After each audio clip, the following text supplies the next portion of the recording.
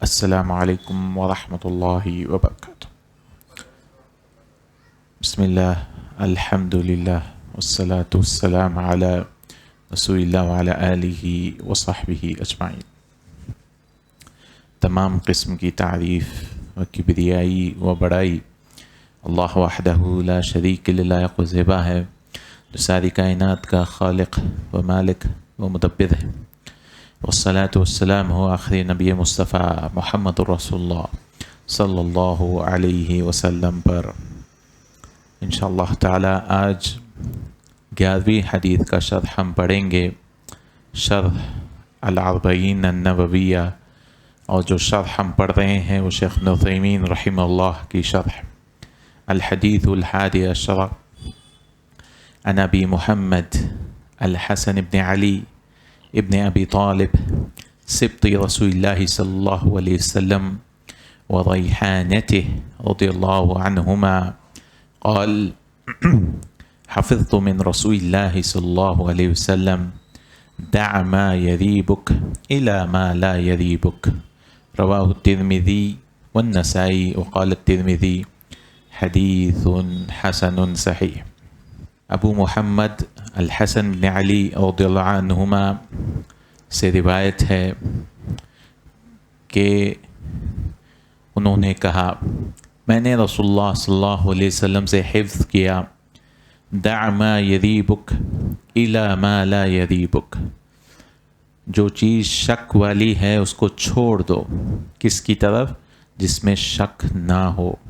اور یہ حدیث ترمذی، نسائی وغیرہ میں یہ حدیث آئی ہے۔ دع کہتے ہیں چھوڑنے کو، ودعا سے، اور ایک لفظ استعمال ہوتا ہے چھوڑنے کو، وہ ہے ذر، ذال اور را، وذرنی ومن خلقت وحیدا، مجھے چھوڑ دو، ذر۔ اس کا ماضی مضارع استعمال زیادہ نہیں ہوتا، لیکن امر استعمال ہوتا ہے۔ دع بھی ویسے ہی ہے، دع کا مطلب ہے چھوڑ دو، ذر کی طرح دع بھی استعمال ہوتا ہے۔ اس حدیث کے راوی ہیں الحسن بن علی ابن ابی طالب رضی اللہ عنہما، سبط النبی صلی اللہ علیہ وسلم۔ سبط کیسے کہتے ہیں؟ ابن البنت، بیٹی کے بیٹے کو، یعنی نواسے کو عربی میں سبط کہتے ہیں۔ بیٹے کے بیٹے کو حفید کہتے ہیں، حفید۔ سبط کہتے ہیں نواسے کو، پوتے کو کہتے ہیں حفید، لیکن حفید دونوں کے لیے بھی استعمال کیے جا سکتے ہیں، لیکن خاص طر آپ بولنا چاہ رہے ہیں تو سبط ہے۔ یعنی حسن رضی اللہ عنہ کے والدہ کا نام فاطمہ رضی اللہ عنہ، نعم فاطمہ رضی اللہ عنہ، وہو ابن البنت، یعنی بیٹی کے بیٹے۔ وابن الابن یسمى حفیدا، حفید کہتے ہیں پوتے کو۔ رسول اللہ صلی اللہ علیہ وسلم نے حسن رضی اللہ عنہما کو کہا، ان ابنی ھذا سید، بے شک میرا بیٹا یہ سید ہے، سردار ہے۔ وَسَيُصْلِحُ اللَّهُ بِهِ بَيْنَ فِئَتَيْنِ مِنَ الْمُسْلِمِينَ، اور وہ اصلاح کریں گے رضی اللہ عنہ دو بڑے گروہوں میں سے مسلمانوں کے۔ کوئی بتا سکتے ہیں کون سے گروہ ہیں یہ؟ حضرت علی اور حضرت معاویہ رضی اللہ عنہما، دونوں کے گروہ میں۔ اللہ کے رسول صلی اللہ علیہ وسلم نے کہا فِئَتَيْنِ مِنَ الْمُسْلِمِينَ، مسلمانوں میں سے ہوں گے دو گروہ۔ یہ ان کا جواب ہے جو معاویہ رضی اللہ عنہ کی تکفیر وغیرہ کرتے ہیں، اور کہتے ہیں کہ عمار رضی اللہ عنہ کی حدیث لے کر، وہ حدیث تقتلک فئۃ الباغی، باغی گروہ کو کہتے ہیں کہ باغی کا مطلب کافر گروہ ہے، اس طرح سے اسلام سے خروج کرتے ہیں۔ لیکن یہاں رسول اللہ صلی اللہ علیہ وسلم نے خود کہا سیصلح اللہ بہ بین فئتین من المسلمین، اور اسی طرح ہوا جب معاملہ ہوا علی رضی اللہ عنہ کی شہادت کی، کس نے شہادت، کس نے علی رضی اللہ عنہ کو شہید کیا؟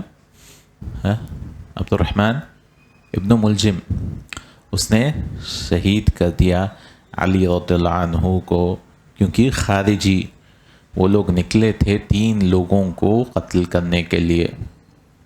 کیوں قتل کر رہے تھے کسی کو معلوم ہے وجہ؟ تحکیم کا مسئلہ ہوا کہ آپ حکم کیسے بنا سکتے، وہ لوگ سمجھے کہ حکم صرف قرآن ہونا چاہیے۔ 2 گروہ تھے، ایک گروہ سے ابو موسیٰ الاشعری، دوسرے گروہ سے عمرو بن العاص، تو نے کہا کہ آپ بیچ میں آربیٹریشن کے لیے کیسے قائم کر سکتے ہیں، آپ بیچ میں قرآن، بیننا و بینکم کتاب اللہ۔ تو اس کا جواب کیا؟ تو علی رضی اللہ عنہ کئی بار بولے کتاب اللہ ہے، لیکن اس کو سمجھنے کے لیے عالم بھی چاہیے۔ اس کا مطلب کیا ہے؟ کتاب اللہ یہ سب کلمۃ حق یراد بها الباطل، یہ حق کلمہ ہے کہ ہم قرآن سنت سے کریں گے، لیکن اس کا معنی کیا ہے؟ باطل ہے، اس کا معنی باطل ہے۔ تو ابن عباس رضی اللہ عنہ نے بھی کئی قرآن سے مثال دی ہے کہ اگر کوئی انسان احرام میں ہے اور کوئی جانور کو قتل کر دیتا ہے تو اللہ تعالیٰ نے کہا کہ ایک حکم رکھ لو، آپ ایک بیچ میں فیصلہ کرنے والا رکھو۔ تو ایک جانور کے لیے اللہ تعالیٰ نے کہہ دیا کہ آپ فیصلہ کرنے والے کو رکھ سکتے ہیں، جج رکھ سکتے ہیں، تو یہ تو بڑا مسئلہ، اس میں تو کر سکتے ہیں۔ اور بہت سارے مسائل وہ لوگ قرآن کی آیت اسی طرح کہنے لگے ان الحکم الا للہ، بے شک حکم اللہ کی طرف، اور بولے کہ انسان نہیں ہونا۔ یہ کیا مطلب؟ تو اس طرح سے صرف آیتیں بولتے تھے، لیکن اصل میں تطبیق اس کی پریکٹیکل کیا ہے، اس کا کچھ نہیں ہے، کچھ نہیں ہے۔ تو یہ پھر 3 لوگ نکلے، اور ایک نے کہا کہ میں معاویہ رضی اللہ عنہ کو قتل کرتا ہوں، ایک نے کہا میں علی رضی اللہ عنہ کو قتل کرتا ہوں، اور ایک دوسرے صحابی کو عمرو بن العاص وغیرہ کو میں قتل کرتا ہوں۔ تو 2 لوگ فیل ہو گئے، معاویہ رضی اللہ عنہ کو بس زخمی کر سکے، لیکن علی رضی اللہ عنہ کے بارے میں وہ کامیاب ہو گیا۔ اپنے آپ کو نیک سمجھتے تھے خوارج، اور اس کا جب قتل ہو رہا تھا تو اس نے کہا کہ میری زبان کو آخری میں قتل کرو، کیوں؟ کیونکہ میں اللہ کا ذکر کرتے ہوئے مرنا چاہتا ہوں۔ تو اس طرح سے جو ہے اللہ کے رسول صلی اللہ علیہ وسلم نے بہت ڈرایا ہے خوارج کے فتنے سے، جو خروج کرتے ہیں، لوگوں کا خون حلال کرتے ہیں، تکفیر کے مسائل تکفیری بن جاتے ہیں کہ سامنے والے کو کفار قرار دے دیتے ہیں۔ رسول اللہ صلی اللہ علیہ وسلم نے فرمایا کہ ان ابنی ھذا، میرا بیٹا یہ سید ہے۔ تو شیخ فرما رہے ہیں حسن اور حسین میں کون افضل ہے رضی اللہ عنہما؟ کون افضل ہے؟ نہیں، افضل کون ہے دونوں میں؟ حسن رضی اللہ عنہ۔ صحیح، اس حدیث کے بنا پر حسن رضی اللہ عنہ افضل من حسین رضی اللہ عنہما، لیکن جو رافضہ ہے وہ حسین رضی اللہ عنہ کو کیے، کیونکہ ان کی شہادت میں لوگوں کو بھڑکایا جا سکتا ہے، لوگوں کو اس طرح سے جو ہے ان کے جذبات کے ساتھ کھیل کر اس طرح سے۔ لیکن رسول اللہ صلی اللہ علیہ وسلم نے حسن رضی اللہ عنہ کو فضیلت دی، لیکن دونوں میں فضیلتیں، صحابہ میں تفضیل ہم نہیں کریں گے، لیکن فضیلت تو ہے۔ جیسے سب سے بہترین صحابہ ابو بکر صدیق رضی اللہ عنہ، پھر عمر رضی اللہ عنہ، پھر اس طرح سے ہیں، ویسے ہی حسن رضی اللہ عنہ افضل من الحسین، لیکن تعلق لوگوں نے حسین رضی اللہ عنہ سے کیا، کیونکہ اس سے لوگوں کو اس طرح سے باتیں بتائیں۔ ریحانتی، ریحانہ یہ لفظ عبداللہ بن عمر رضی اللہ عنہ کی حدیث میں آتا ہے کہ اہل العراق وہ لوگ آئے اور انہوں نے پوچھا کہ محرم جو ہے مکھی کا خون لگ جائے تو کیا اس کا احرام باقی رہتا یا نہیں رہتا؟ تو انہوں نے کہا کیسے لوگ ہیں عراق والے، مکھی کے خون کے بارے میں پوچھ رہے ہیں، جبکہ انہوں نے قتل کیا ہے حسین رضی اللہ عنہ، حسین رضی اللہ عنہ کو انہوں نے قتل کیا ہے، جو سبط رسول اللہ صلی اللہ علیہ وسلم ہے، نواسے ہیں، اور ایسے سوال کر رہے ہیں، حالانکہ رسول اللہ صلی اللہ علیہ وسلم نے کہا کہ دونوں ریحانہ، ریحانہ کہتے ہیں پھول، یہ تلسی کا پھول جو خوبصورت ہوتا ہے، اس طرح سے بیسل انگلش میں کہتے ہیں ریحانتہ۔ تو حسن رضی اللہ عنہ یا عنہما، حسن ابن علی رضی اللہ عنہما اس حدیث کے راوی ہیں، اور وہ کہتے ہیں کہ میں حفظت، میں نے یاد کیا رسول اللہ صلی اللہ علیہ وسلم سے، وقولہ دع، دع کا مطلب ہے اترک، وہ چیز کو آپ چھوڑ دیجئے۔ کس چیز کو چھوڑنا ہے؟ جو بھی چیز ما یریبک، تو اس میں 2 الفاظ بھی آتے ہیں، دع ما یریبک بھی آتے ہیں، دع ما یریبک بھی آتے ہیں، اور زیادہ افصح، زیادہ فصیح ہے دع ما یریبک زبر کے ساتھ. تو جس چیز میں رابع یریبو کہتے ہیں شک میں، ریب میں ڈالنے والی چیز. کوئی آیت بول سکتے ہیں ریب جو لفظ آیا ہے مشہور آیت سورہ بقرہ کے شروع میں، ذالک الکتاب لا ریب فیہ. تو یریبک ما یریبک، تو اس چیز کو چھوڑ دینا ہے جس میں ریب ہو، جس میں شک ہو. کس کی طرف؟ یقین کی طرف. الی ما لا یریبک، جس میں شک نہ ہو. یہ بہت عظیم قاعدہ ہے شریعت کا، بہت ہی اطمینان بخش قاعدہ ہے. انسان جو ہے شک کو چھوڑ دینا چاہیے اور یقین کی طرف جانا چاہیے. ایک انسان وضو کرتا ہے، نماز پڑھتا ہے، لیکن اسے شک ہے کہ کیا اس کا وضو ٹوٹا یا نہیں ٹوٹا. تو ٹوٹا ہے یا نہیں ٹوٹا؟ کیوں؟ ہاں نہیں، اس کو شک ہے وضو ٹوٹا. کیسے بھی ٹوٹے ہو، یقین کی طرف جانا ہے. یقین کیا ہے؟ کہ اس کا وضو ہے، اس کا وضو ہے، باقی ہے، شک کی طرف اس کو نہیں جانا ہے. اور ایک انسان وضو نہیں کیا، اس کو شک ہے کہ اس نے وضو کیا یا نہیں کیا. وہ کیا ہے؟ یقین نہیں. ایک شخص وضو نہیں کیا، اس کو شک ہے کہ وضو کرا یا نہیں کیا. ہاں یقین کیا ہے؟ نہیں کیا. ہاں تو یقین یہ ہے کہ انسان نے نہیں کیا. تو یقین اس پہ دیکھنا ہے، شک کو ترجیح نہیں دینا چاہیے. دع ما یریبک الی ما لا یریبک. ایک انسان نے نکاح کیا، پھر اس نے سوچا کہ بھئی گواہ تھے، 2 تھے، 3 تھے، صحیح تھے کہ نہیں تھے. کیونکہ گواہ کا شرط یہ ہے کہ وہ عدل رہنا، یعنی عدالت والے رہنا، صحیح رہنا. تو صحیح میں تھے نہیں تھے. تو یہ سب شک نہیں آنا چاہیے انسان کو. اور اگر زیادہ شک ہو جائے تو اس کو کیا کہتے ہیں؟ وسواس کہتے ہیں. تو وسواس والے بھی، جو وضو کے معاملے میں کئی سارے وسواس آ جاتے ہیں، ان سارے وسواسوں کو چھوڑ دینا چاہیے. تو انسان جو ہے، ایسے کئی مثال، ہر باب میں یہ چیز آتی ہے. ہر باب میں اصل قاعدہ ہے یقین کی چیز کیا ہے اس کو دیکھنا چاہیے. دع ما یریبک الی ما لا یریبک. اور ایک مسئلہ ہے، یعنی بہت سارے مسائل نکلتے ہیں، چاہے نکاح کے معاملے میں ہو، چاہے وضو کے معاملے میں ہو، چاہے روزے کے معاملے میں ہو. کوئی انسان جو ہے اس میں شک کو چھوڑ دینا چاہیے، اپنے نفس کو اطمینان دے دینا چاہیے. اس لیے رسول اللہ صلی اللہ علیہ وسلم نے ہوا خارج کے بارے میں کہا کہ ہوا خارج لگا ہے تو کیا دیکھنا ہے کہ اس میں آواز آئے یا بوس. دونوں بھی نئی چیز نہیں ہے تو انسان کا بس گمان ہے، وہ شک ہے، اس سے انسان کو نماز نہیں توڑنا چاہیے. یعنی کوئی دلیل ہونا چاہیے اس کے لیے بھی، بغیر دلیل کے انسان نہیں کرنا چاہیے. چلیے، ایک انسان نماز ختم کر دیتا ہے، اس کے بعد شک ہوتا ہے اس کو وضو کیا یا نہیں کیا، کیا کرنا ہے؟ یا شک ہوتا ہے اس کو میں 3 پڑھا کہ 4 پڑھا. صحیح، اصل تو یقین کی طرف ہی جانا ہے. لیکن ایک قاعدہ یاد رکھیے، لا عبرت بالشک بعد العمل. عمل ختم ہونے کے بعد شک کو کوئی عبرت نہیں، یعنی شک کو ہم توجہ نہیں دینا چاہیے جب تک کہ کوئی پکا یقین، ہاں میں 3 ہی پڑھا، کوئی دلیل آ جائے یا پکا یقینی بات ہو گئی. کیونکہ انسان کو عمل ہونے کے بعد کئی سارے شکوک ہوتے ہیں. جیسے انسان طواف کر لیتا ہے، نماز کے لیے کھڑا ہوتا ہے مقام ابراہیم کے پاس، پھر اس کو حتم 6 کیا یا 7 کیا، تو ہم کہیں گے لا عبرت بالشک بعد العمل. عمل ختم ہو گیا طواف تو کوئی شک کی گنجائش نہیں ہے. ہاں اگر پکا یقین ہے آپ کو کہ 6 ہی تھے، پھر 7 کر سکتے ہیں. اگر زیادہ وقت نہیں ہوا، لمبا وقت، تو 7 کر سکتے. اگر بہت لمبا ہوتا تو سارے پھر سے شروع کرنا ہوتا، کیونکہ طواف کا صلاح، طواف جو ہے نماز کی طرح ہے، 7 ایک ساتھ کرنے کی کوشش کرنا ہے، زیادہ لمبا گیپ نہیں آنا چاہیے. تو یہ قاعدہ ہمیشہ یاد رکھیے، عمل ہونے کے بعد شک کا اعتبار نہیں کیا جاتا. کیوں؟ کیونکہ کوئی شک ہی ہے، ویسے تو کوئی یقینی بات تو نہیں ہے، اور عمل کے بعد تو نہیں ہونا چاہیے. جیسا کہ رسول اللہ صلی اللہ علیہ وسلم نے بھی فرمایا، انسان کو شک ہو کہ 3 ہے، 3 پڑھے ہیں یا 4 پڑھے، تو کون سا لینا چاہیے اس میں؟ 3، سب سے کم والا رکعت لینا چاہیے، کیونکہ اس میں یقین ہے. چوتھے میں شک ہے، چوتھی رکعت میں شک ہے، تو دع ما یریبک الی ما لا یریبک کے قاعدے میں کیا ہے؟ 3 تو پکے ہیں اپنے، تو 3 ہی سمجھیے آپ. اس کے بعد سجدہ سہو انسان کر لے، کیونکہ اگر 4 بھی پڑھ لیا ہے تو 5 پڑھ لیا ٹوٹل، تو سجدے سہو سے سب برابر ہو جاتے ہیں، سب برابر ہو جاتے ہیں.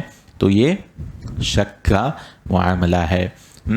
کوئی بتا سکتے ہیں اگر ایک بچہ ہے اس کو رضاعی بیٹا بنانا ہے تو کتنی بار دودھ پلانا ہے؟ 5 ہے، 5 مرات.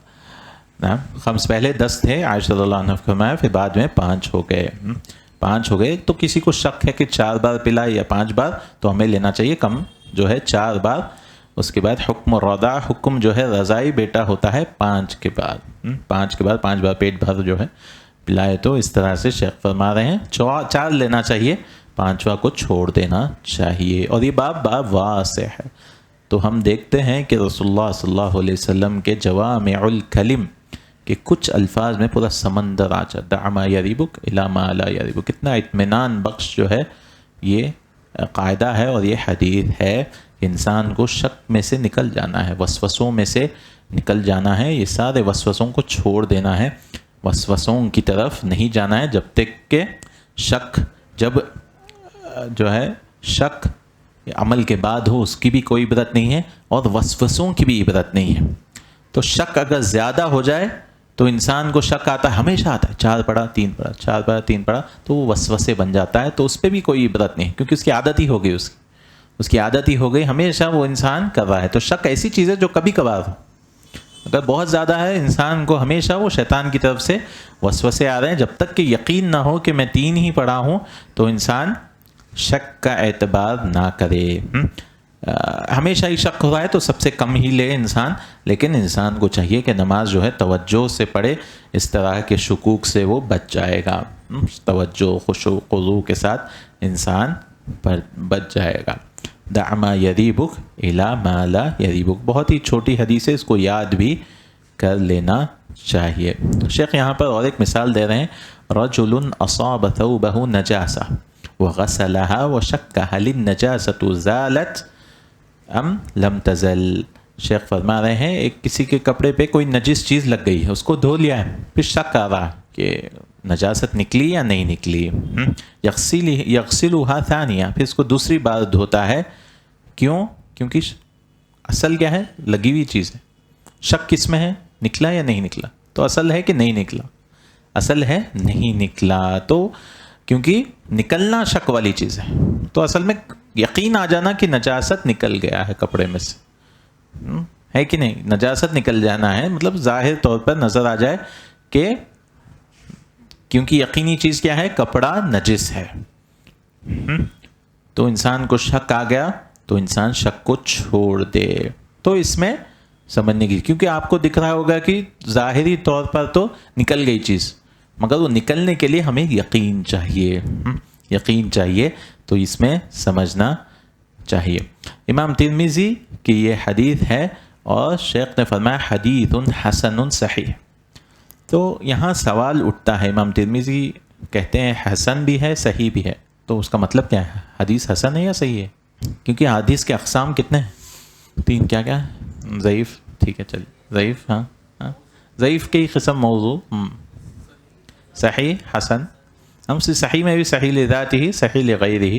حسن میں بھی حسن لذاتہ ہی، حسن لغیرہ. کتنے ہو گئے؟ 5 ہو گئے ٹوٹل.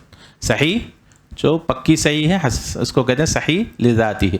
کچھ ضبط میں اس میں کمی ہے تو وہ ہوتی صحیح لغیرہ، اس کے نیچے ہے، اس کے نیچے حسن لذاتہ ہی، اس کے نیچے حسن لغیرہ، پھر ضعیف کے سارے اقسام آتے ہیں اس میں. تو شیخ فرمان یہاں حسن صحیح. تو اس کے کئی معنی ہوتے ہیں. بعض نے کہا کہ امام ترمذی کو ہی معلوم ہے امام ترمذی نے کیا فرمایا ہے کہ حسن صحیح کا کیا معنی ہے. لیکن شیخ ابن عثیمین کہتے ہیں کہ حسن صحیح کا کیا معنی ہے. تو علماء نے اس کا جواب دیا کہ ایک طریق سے اگر یہ حدیث آئی، ایک سند سے ہی آئی ہے، تو امام ترمذی کو شک ہوا کیا صحیح کے درجے پہ پہنچی یا نہیں، تو وہ کہہ رہے ہیں حسن ہی ہے یہ حدیث، صحیح کے درجے پہ پہنچی ہے. امام کو شک ہے کیونکہ یہ حسن بھی ہے اور ہو سکتا صحیح پہ پہنچ جائے. دوسرا اس کا جواب یہ ہے اگر بہت سارے سندیں آئے ہیں یا 2 سے زیادہ ہیں تو ایک سند حسن ہے، دوسری سند صحیح ہے. ایک سند حسن ہے، دوسری صحیح ہے، لیکن ہمارا یہ بحث نہیں ہے یہاں مصطلح الحدیث کی، لیکن شیخ نے یہاں پر فرمایا وَإِذَا كَانَ مِن طَرِيقَيْنِ فَمَعْنَى ذَلِكَ أَنَّ أَحَدَ الطَّرِيقَيْنِ صَحِيحٌ وَالْآخَرُ حَسَن، کہ ایک طریق، ایک سند جو ہے صحیح ہے اور دوسرا حسن ہے۔ تو کون سا زیادہ قوی ہے؟ صحیح حدیث قوی ہے یا حسن حدیث؟ صحیح حدیث، کہ صحیح والی طریق جو ہے اس کا حسن ہے۔ تو یہ حدیث بہت ہی چھوٹی حدیث ہے اور اس کے فوائد ہیں، انشاءاللہ ہم ذکر کر کے اپنی بات آج ختم کریں گے۔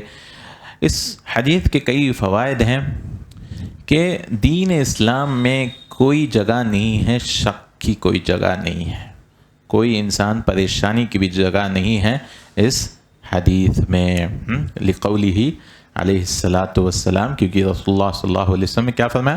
دع ما یریبک الی ما لا یریبک، کہ انسان شک کو چھوڑ دے اور جس کی طرف یقین کی طرف انسان جائے۔ انسان اگر سکون چاہتا ہے زندگی میں تو شک والے چیزوں کو، چاہے وہ دنیاوی معاملے میں ہو یا آخرت کے معاملے ہوں، اس کو چھوڑ دینا چاہیے۔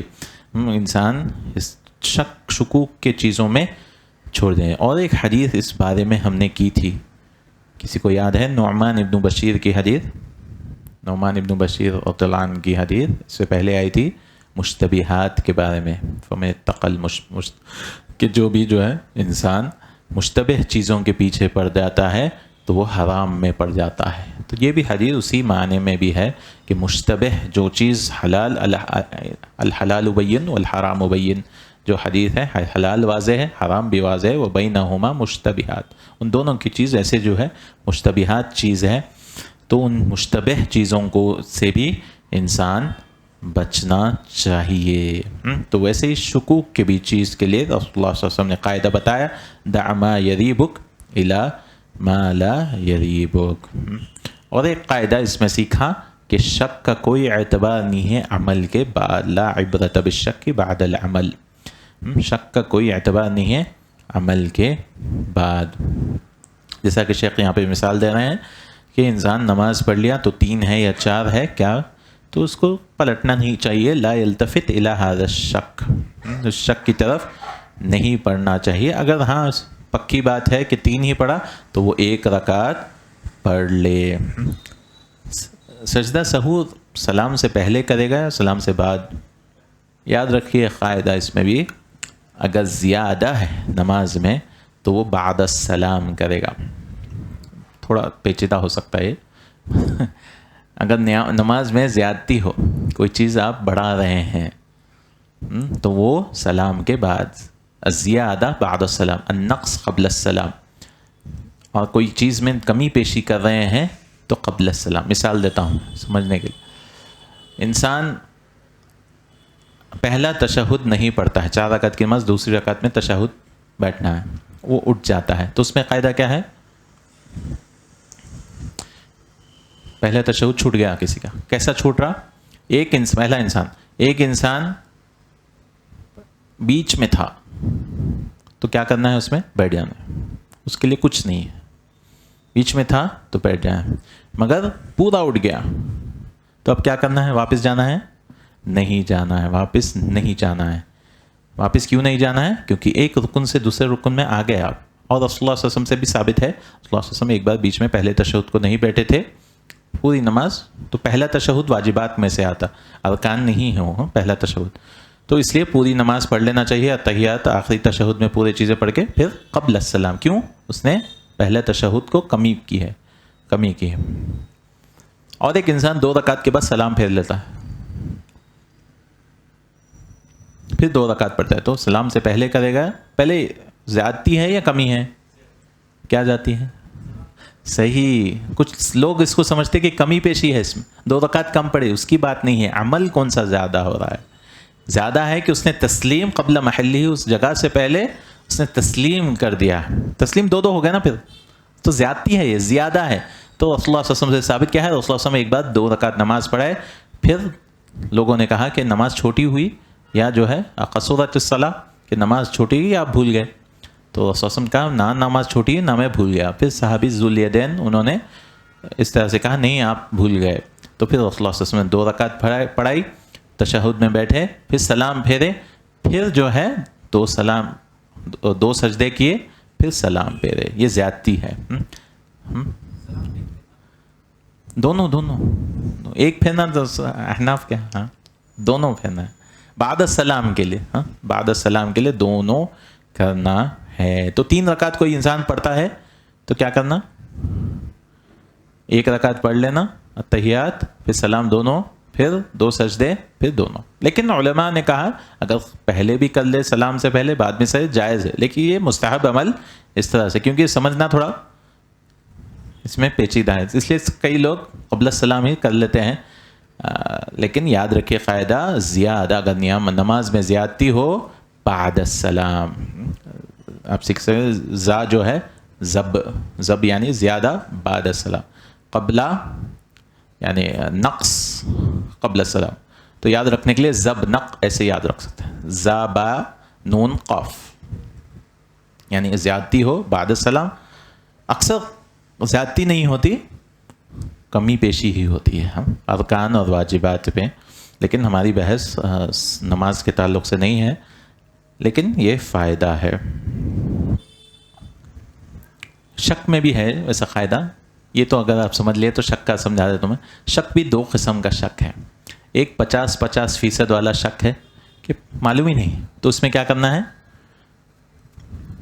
کہ انسان کو تو 2 یا 3 پڑھا میں مغرب میں مثلا، تو انسان 2 پڑھ لے، اس کے بعد 3 پڑھ لے، اس کے بعد نماز سے پہلے سلام سے پہلے کرنا ہے، کیونکہ یہ شک ہے کہ نہیں۔ اور ایک ہے غلبۃ الظن، جس میں آپ کو زیادہ یقین کیا ہے 3 پڑھ لیا میں بولی،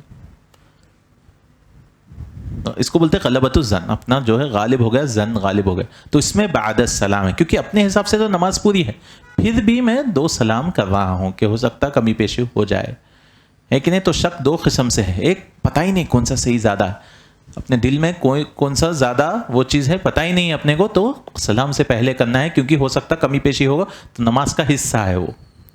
لیکن زیادہ یہ ہے کہ 80% یہ ہے کہ میں 3 ہی پڑھا ہوں، 2 نہیں پڑھا ہوں۔ ہوتا ہے نا کبھی غلبۃ الظن ہو جاتا ہے کہ پکا یقین ہے میں 3 پڑھا ہوں، تو انسان پھر بھی سلام کے بعد کیا کر لے ہو گئے۔ تو 4 قسم سے ہو گئے نا، ایک زیادتی زب نق میں بعد السلام، نقص میں قبل السلام، اور پھر شک میں قبل السلام، غلبۃ الظن میں بعد السلام۔ تو کئی سارے ہیں، اگر یاد نہیں ہے کون سا ہے تو ہمارے ہاں جیسے ہوتا ہے قبل السلام انسان کر سکتا ہے، اللہ اعلم، کیونکہ لیکن شیخ عثیمین نے کہا کہ صحیح انسان کو معلوم کرنا چاہیے، اس پہ رسالہ بھی لکھا ہے سجود السہو پہ، دع ما یریبک الی ما لا یریبک۔ تو یہ مختصر سی حدیث الحمدللہ ہم نے پڑھی، 11ویں حدیث، انشاءاللہ تعالی 12ویں حدیث ہم اگلے نشست میں پڑھیں گے۔ کسی کے پاس اور کوئی سوال ہے اس تعلق سے نہیں ہے تو اللہ تعالیٰ سے دعا ہے اللہ تعالیٰ ہم سب کو علم نافع والعمل الصالح عطا فرمائے، اللہ تعالیٰ ہم سب کی گناہ معاف فرمائے، اللہ تعالیٰ ہم سب کو علم جو ہے میں آگے بڑھنے، رب زدنی علما۔ وقول قولی هذا واستغفر الله لي ولكم ولسائر المسلمين، سبحانك اللهم وبحمدك اشهد ان لا اله الا انت استغفرك واتوب اليك۔ السلام علیکم ورحمۃ اللہ وبرکاتہ، ان شاء اللہ تعالی۔